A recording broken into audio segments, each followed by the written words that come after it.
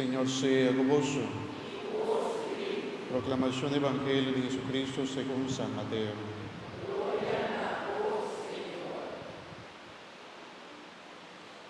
De tempo haya Jesús avisa a sus discípulos per curar a vos no practicamos justicia en vista de gente, solamente para mira vos, sino vos no daña ninguna recompensa de vos tata que está en el cielo.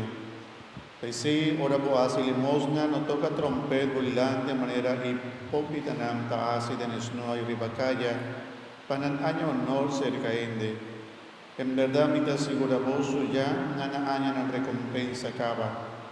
Ma ora vos una limosna no la haga bomam robesa kiko bomam derechita hace.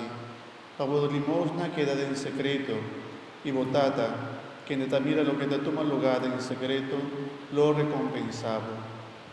Ora vos reza no sea manera hipócrita nanco te gusta para reza de desnoa pa in esquina de calle pa ende miranan. En verdad mi te asegura vos ya nana añanan recompensa.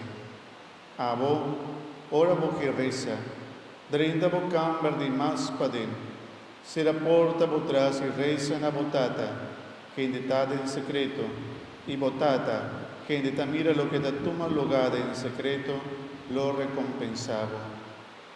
Ora vos yuna no traja caracterizo manera hipócrita namta así, nanta negligiana na apariencia solamente baturende aña sa kunamta yuna. Mi te asegura vos cuyana añanan recompensa. Pero a vos, ora vos yuna, punta boca vez cuseta y lava bocara para ende no mira con botayuna, ma únicamente botata, que endetada en secreto, y botata, que endeta mira lo que ta toma lugar en secreto, lo recompensaba. Palabra del Señor. La conoscenza, mi hermano.